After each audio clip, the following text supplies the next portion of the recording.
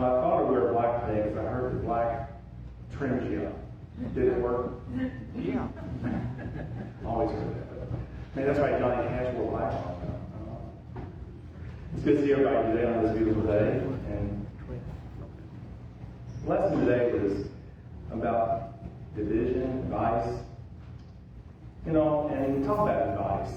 And it says that it has been defined as recommendations as to a decision or an action.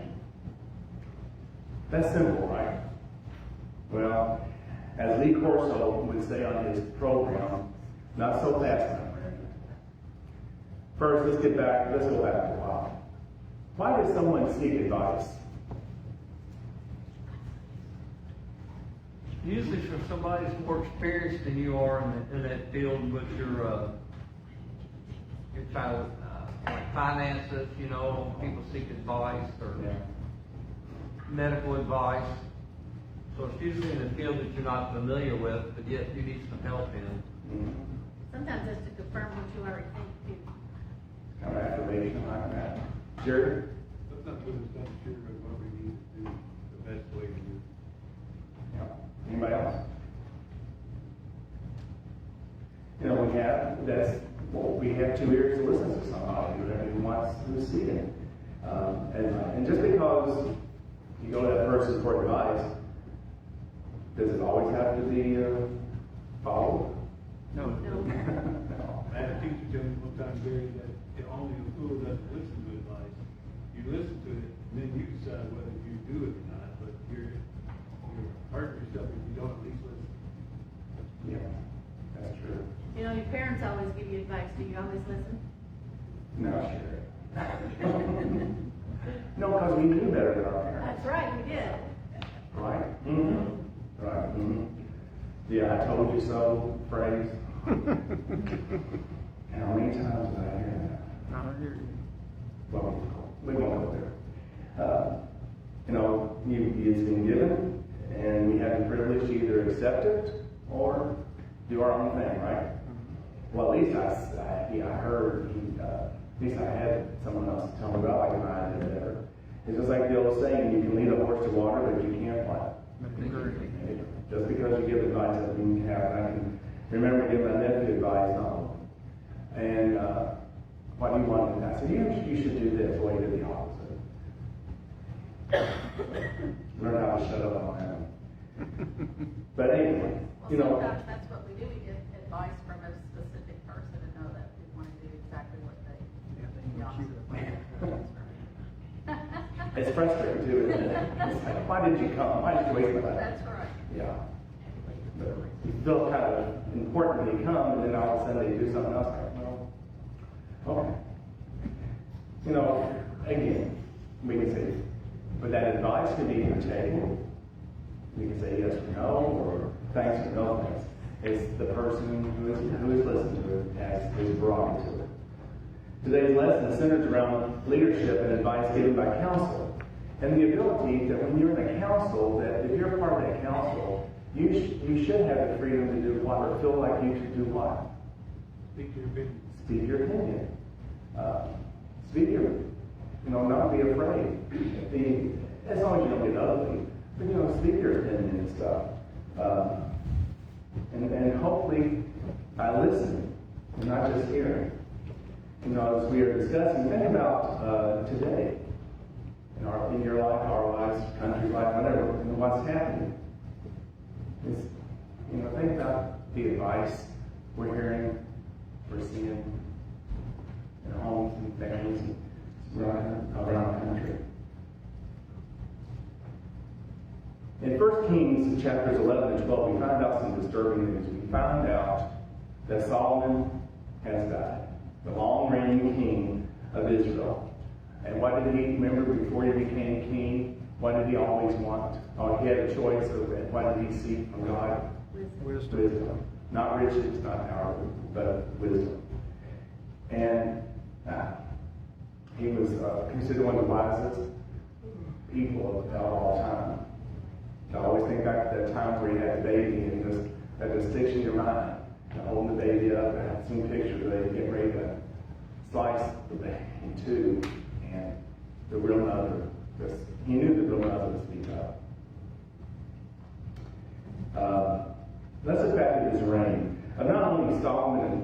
his father David. These two kings probably brought Israel to its greatest era. It grew in size as well as in wealth. It was a powerful country.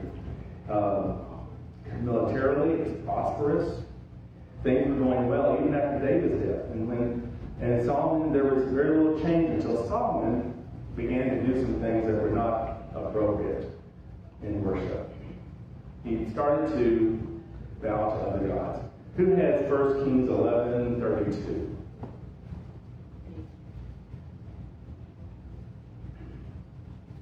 But for the sake of my servant David and the city of Jerusalem, which I have chosen out of all the tribes of Israel, he will have one tribe. Read the next one too.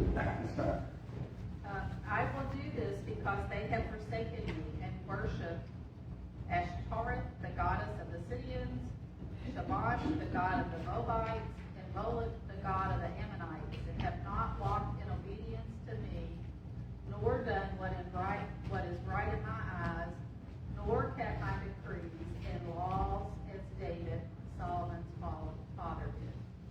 So what had they done? Gone after other gods.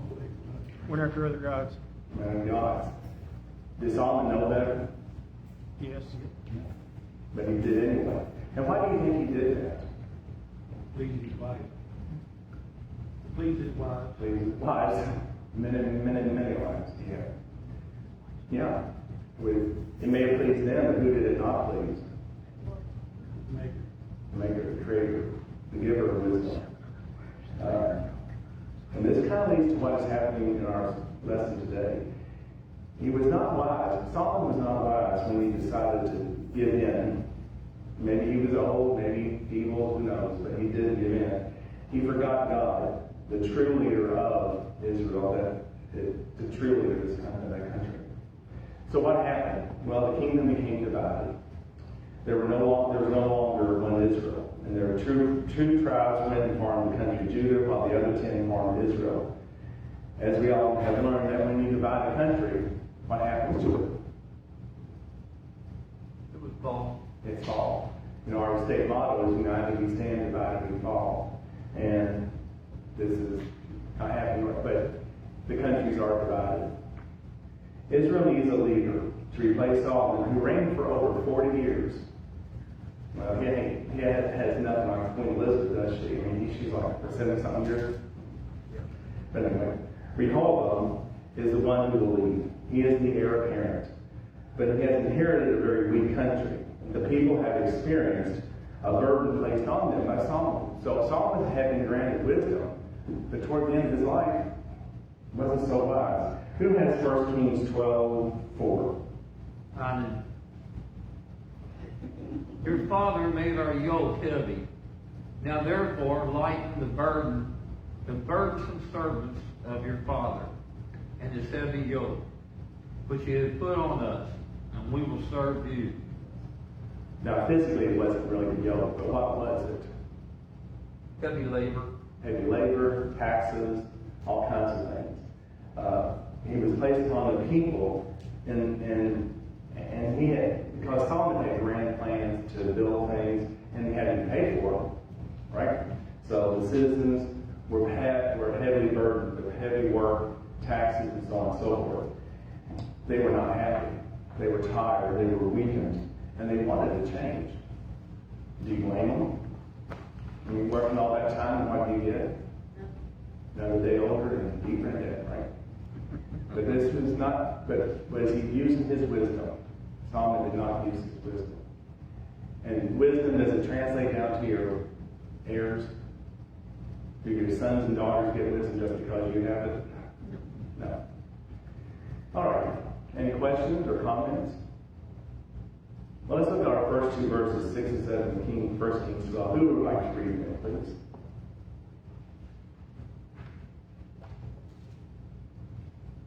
What were they? 6 and 7. In verse 12?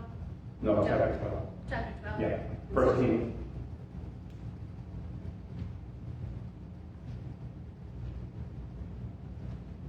Okay, then King Rehoboam consulted the elders who had served his father Solomon during his lifetime. How would you advise me to answer these people? He asked. He replied, if today you will be a servant to these people and serve them and give them favorable answer, they will always be your servants. So here we have the scene. We know what's going on. The people are tired. There's got to be. So he makes an effort to consult. Now, just because you consult doesn't mean you're going to follow what is suggested. No. Everybody has their own, like I said, have choices to make. So he consulted the elders. Now, they served Solomon well. So, can they serve Rehoboam well? Yeah, they could. These elders were probably priests, palace officials, military leaders, administrators, but they were leaders. They were experienced. And Solomon had been successful in his beginning of his reign, very successful economically, prosperity, because he trusted him. He trusted the Lord. Can it continue under Rehoboam? Could it? It could have. Yeah, could have. He is seeking advice. He's looking to help. But, and it was very simple. What did the elders come together and say, what can you do? You can do what? You can be a what? Servant. Servant. A servant. A king be a servant. Be a servant leadership. Speak kindly. What would the results be? Well, they will be your servants. How long? If you serve them, they're going to be what? Serve you. It's going to reciprocate. If serving is going around, if everyone's serving everybody's being helped, right? Is it a win-win? Everybody win-win? Yeah. Simple. What the elders are trying to say is, forego your personal gains. A leader should serve, and thus glorify God in doing so. Jesus says something similar in Mark 12 or Mark 10, 42 through 45. Who's has Mark 10? Oh, I do. I'm sorry. But Jesus called them to him and said unto them, Ye know that they which are accounted to rule over the Gentiles exercise lordship over them, and their great ones exercise authority upon them. But so shall it not be among you. But whosoever will be great among you shall be minister. And whosoever of you will be the chiefest shall be servant of all. For even the Son of Man came not to be ministered unto, but to minister, and to give his life a ransom for many. What did that tell us? What did Jesus tell us to do? Be a servant. Be a servant. Be a servant. In this day and age, does servant have positive ideas? When you say to be a servant, what do some people say? Do they balk? Is that a good idea for a lot of people? Probably not. Because Jesus says that we should be. Because Jesus came to what? Serve. To serve. He came to serve. And by doing that, what do? We glorify God. As long as we do it for whose glory? God's glory. If we do serve Him because we're on say, hey, look at me, look at my I'm wiping the table down, or I'm doing this. I gave $100 to this. Is that what He wants us to do? To brag about serving? No. No, just to do it. If accolades come, they come. But you should do it for God's glory. And wise leaders also know something else. That when you're a wise leader, we're supposed to be, he says, supposed to be servant, but seek advice or seek counsel. Because like someone said, it's lonely at the top, isn't it? It's lonely up there. And when you seek advice, what does that mean? You're asking for what? Help. Help. this what? We're together. We're in this together. We have to help each other. These decisions should not be made in a vacuum. Others experience. When you talk to people in a group, whether it's 5 or 10, and you hear these people's experience, you can then get kind of garner what you like and what, oh, that can work. I see how it works. Get a different perspective to a decision. However, experience does not always mean that the advice is good. Just because you have experience doesn't mean you have good advice. So, but when you think of a council, and you should seek people who have different views and getting some ideas, so you don't have everybody's on my side, so therefore we're all in the group anyway. Is that really seeking advice? If everybody's on the same page? No. If you have a multitude of diverse ideas, you can kind of sort them out. So, let me ask a question, and I want some answers. Not just sitting there, as I used to say, like a bum on a pickle. We don't do that. Why is being a servant difficult for some leaders? Any kind of leader, whether it's a principal, a business manager, president, senator, why is it difficult for some leaders to be a servant? Arrogant. I think it's beneath them. What? They think it's beneath them. Yeah. I've gotten this far, so They're used to being in charge. in charge. How many had a person that you worked for, no names are necessary, but when they were in charge, you knew it was just hard to work with them because they are always in charge. Jenny's laughing. You want to share? My sister likes to be in charge. So does Hey, Max. Sonia? Sonia's not here to defend herself. I'm caught in the middle. There's a song called Stuck in the Middle with You.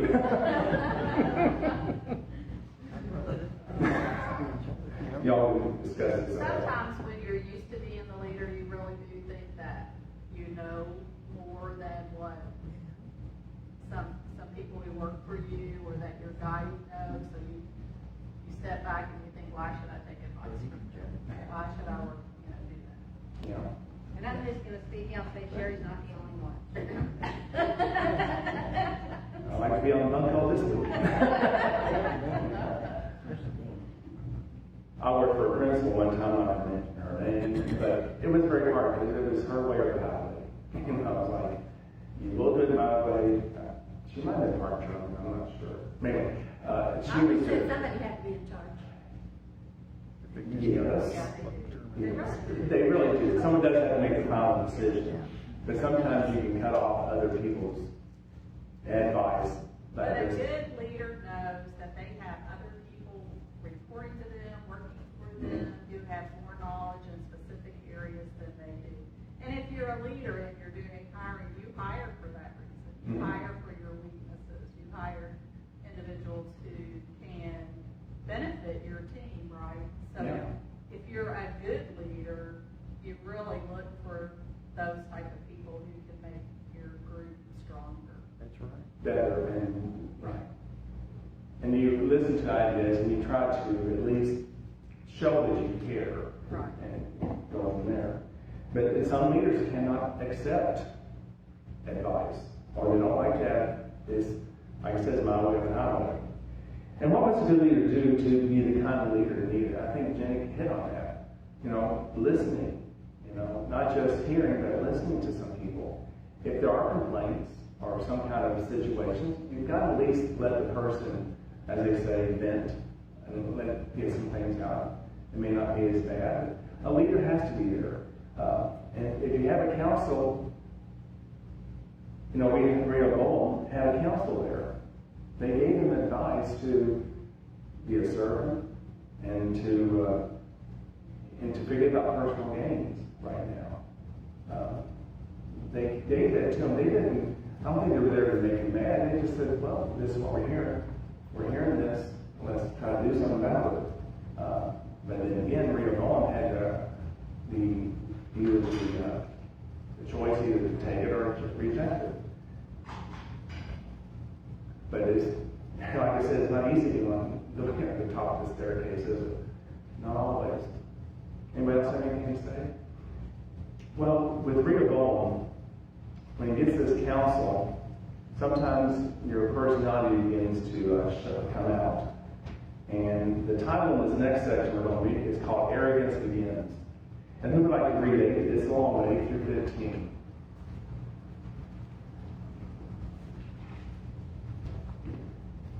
Oh, okay. But Rehoboam rejected the advice the elders gave him and consulted the young men who had grown up with them and were serving him. He asked them, "What is your advice? How should we ask these people who say to me, 'Lighten the yoke your father put on us'?" The young men who had grown up with him replied, "These people have said to you, 'Your father put a heavy yoke on us, but make our yoke lighter.' Now tell them, 'My little finger is thicker than my father's waist. My father laid on you a heavy yoke. I will make it even heavier. My father scourged you with whips. I will scourge you with scorpions.'" 3 days later, Jeroboam and all the people returned to Rehoboam as the king and said, "Come back to me in 3 days." The king answered the people harshly, rejecting the advice given him by the elders. He followed the advice of the young men and said, "My father made your yoke heavy. I will make it even heavier. My father scourged you with whips. I will scourge you with scorpions." So the king did not listen to the people, for this turn of events was from the Lord, to fulfill the word the Lord had spoken to Jeroboam, son of Nebat, through Ahijah the Shilonite. Good job. Well, arrogance begins. What did he do with the advice? He did what? They're late. Threw it away. Rather difficult on one hand, but it's a very simple thing to do. You know, lessen the burden. You know, let the yoke be less. But the council simply said to do that and make it, and that was all. That could be in terms of, like I said, less taxes or less hours of work or whatever. The burden was heavy and people were suffering. The people were suffering. And it kind of reminds me of back when they were talking about, you always heard that old saying that when the French Revolution was going on, she said, "Oh, let them eat cake." And kind of like this, you know, they were suffering. He had to be hearing it, but did he care? Did it appear like he cared? It didn't seem like he did.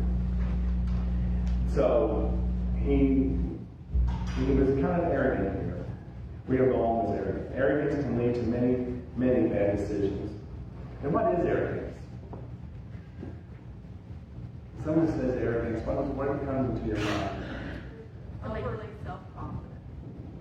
Overly self-confident. Overly self-confident?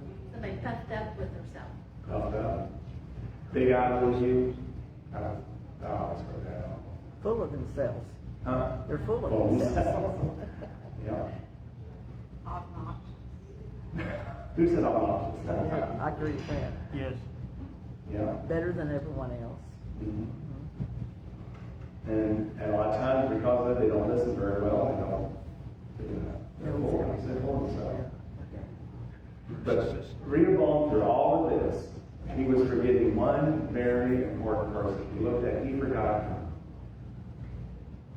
Who was he forgetting to look to? Who was he forgetting to seek counsel from?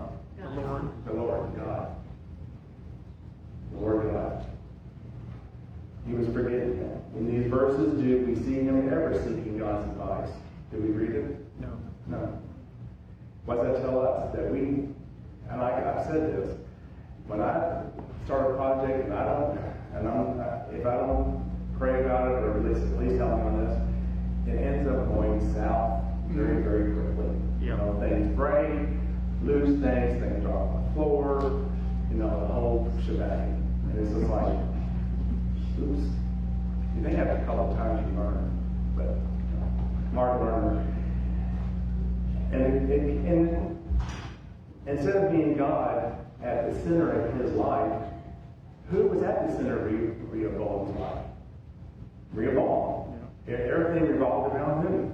Rehoboam. Rehoboam. It was the Rehoboam. Everything. They're suffering, I don't care. They're hurt, I don't care. Because I'm what? King. I'm king. It doesn't affect me. It doesn't affect me.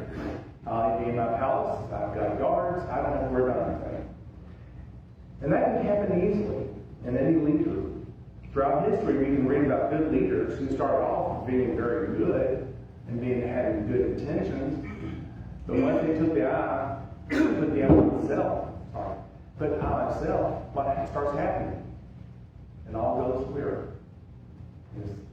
And suddenly it just becomes a mess. That ego, arrogance got in the way of a lot of good leaders, that potentially good leaders, and the results were not good. Now place yourself as a council member, and how would it make you feel if the sincere advice, you gave sincere advice to this man, you wanted him to do right, you were hoping that this would be, because you want the kingdom to continue, don't you? You want to be prosperous, safe, secure in the land, and you give this advice, and it's just knocked off the table. Okay. How would that make you feel as a member? You don't matter. You don't matter. No matter. If I go to another council meeting, am I going to speak up? No. No. Why you go? Yeah, why do you go? Because, I'll say something that just move on. Future advice is not good. Think about being on committees or in the role of something similar where your advice is heard and it's never accepted. And you go back and say, well, why do I even waste my time? We always do what that person wants to do. We never listen to anybody else's. It gets kind of frustrating. Okay? It does, but do you think that maybe sometimes that's our attitude? Could be. We don't think this, I want this done. Well, that doesn't mean it's the right thing to be done. Well, I think about the committee we served on, Frankie, in one of the pulpit committees. And we had a good relationship. We were able to really share. Nancy was on it. I can't remember, I and you and Ken Striebel. And that's a big, I felt like an honor to be on that committee. I think that was TJ, it was the first one I was on, or I think so. But it was really, we sat there and we listened to England. Yeah, England. And he told us very simply, when you go through these applications, and we had, oh gosh, it was pages after pages. He said, once you reject these things, don't ever go back to them, because if they were bad the first time, they're not going to be good the second time. And just move on. Good advice. Be as one unit, agreeing to what you want. Because if one person said, I didn't want him, but you all voted, but it was really good advice. And we listened to it. It was enjoyable. I enjoyed it. I did it, but it was really fun to do that, and really got a lot of kind of good. Got Nancy and all of us working together. It was really a good experience. But anyway, so read along, do not stop. He could look at verse 11. He said, well, actually, the last verse is Jenny read. What was he going to do? Was he going to change his ways? If you look carefully, he was going to do what? He's angry. He's punishing them. Huh? He's punishing them for their response. Yeah. And not only am I going to whip you, I'm going to whip you with what? Scorpions. Really good guy, wasn't he? Yeah. He chose not to listen. He was, even though he sought advice, he didn't listen to it. He had no desire to do what was suggested. It had the arrogance. I'm not going to do this. His tone was not conciliatory. He appeared to be, he wanted to discipline them, like I said, with bar, and mine said bar whips. I think some said scorpions. Either way. Not exactly what you call a loving, kind king, benevolent king. And maybe this attitude that he's developed is not going to be good. Let's look at our last 4 verses, 16 through 19, that we close up here. Anybody? I'll read it. Uh, When all Israel saw that the king had not listened to them, the people answered him, what portion do we have in David? We have no inheritance in the son of Jesse. Israel, return to your tents. David, now look after your own house. So Israel went to their tents, but Rehoboam reigned over the Israelites living in the cities of Judah. Then King Rehoboam sent Aram, who was in charge of forced labor, but all Israel stoned him to death. King Rehoboam managed to get into the chariot and flee to Jerusalem. Israel is still in rebellion against the house of David today. This section was called Division Ensued, so there was a split. And at this point, the people felt like they were no longer citizens of their own country. They felt that they had no real place in their home. That has to be an awful feeling. Think about being in a place where your ancestors lived, perhaps for generations upon generations. And now all of a sudden, under David and Solomon, you were prosperous, you were peaceful, you were protected, and now all this is just gone. And the leader appears to be absent, doesn't seem to care. He's not looking to God for guidance. And the ruling kingdom of Israel was not easy, for there were even tribal jealousies, even back in David's time. David had to fight rebellions against him because people felt like, well, he loves Judah better than the tribe of Judah because that's his family, that's his, is it peeps now or something else? I don't know what I call them. They're, yeah. But anyway. So he had to learn how to get these tribes together. Yeah, they were all in the same faith, but they still had some, differences. He had to keep that together. But now Rehoboam's words made it the tipping point. They sort of went their separate ways because they forgot about the house of David. They didn't feel like they were part of that country anymore, did they? They were just there. And then so Rehoboam then had, and at that time the country split into two parts. Jeroboam took one part, and Rehoboam took the second one part. And Rehoboam was just two little tribes, mainly one tribe and another tribe, and the other one had more tribes. And this tension was very noticeable between the two. So it says here, and as the people are complaining, they just are they giving up? Have they given up? Pretty much, or just, we try to tell you, we let you know, you had advice, people have told you what needs to be done and what's happened. It's the same, It's just the same. And so Rehoboam thought it'd be a good idea to send old Adoram up there. But he was not. But the people have memories, right? We remember. And what did Adoram do? Well, he wasn't exactly any good either. He was in charge of forced labor. He made many work for 4 months to finish building projects. And so when they saw him, all that old feelings come back, and what do? Rise up. Right, he rose up and they stoned him to death. That must be a very cruel way to go. How many stones? This is their way of saying, no more. We're no longer and we're no more longer the house of David. We have hit the wall. This is over. He fled. Rehoboam fled to get out of the way. And just think about it. You're a leader of a country, and you had to flee, and you're in danger, and people don't like you. I mean, think about that.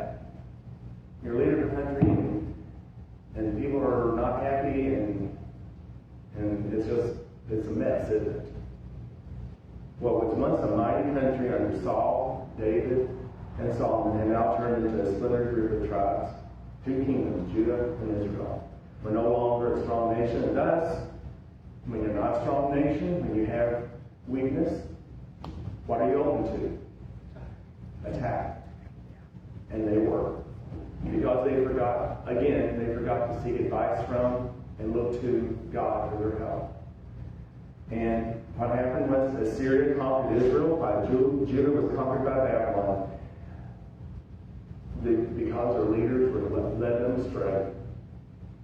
They did not follow the Lord online. Throughout these lessons, they saw human advice and not divine advice.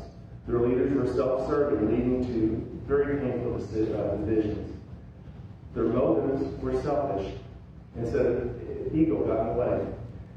Listening, the advice was there, didn't take it. And look at the peaceful coexistence at one time, even though you had some problems, there was kind of peaceful coexistence. It was replaced by conflict and division. And let's not time to go. Let me ask you some questions, and we can discuss. We have a few minutes. Do we seek God's advice in decisions to be made? Or do we think, well, this is too small for God? Does God really want to know my grocery bill? Does God care about the paint I'm going to choose for? Or does He? God cares about every aspect. Yes. He cares about us. But sometimes we say to ourselves, well, it's just paint. It's just, I'm going to the groceries. I'm going to take a trip. I bet people say, do you really ask God for that stuff? Yeah. And sometimes I feel guilty if I don't do it. Like, He doesn't want us to talk to him. He wants us to talk to him. Yeah. Like a friend. Yeah. Seek His advice. It may not always come out in words, or maybe sometimes you'll open that mouth up and say, oh my gosh, this is the answer I was looking for. I didn't. Sometimes it's a word from somebody you don't even know. Yeah.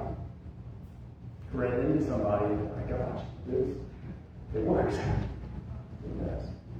And when you take your eyes off God, then things get, and I think this is what the lesson was. They took their eyes off God.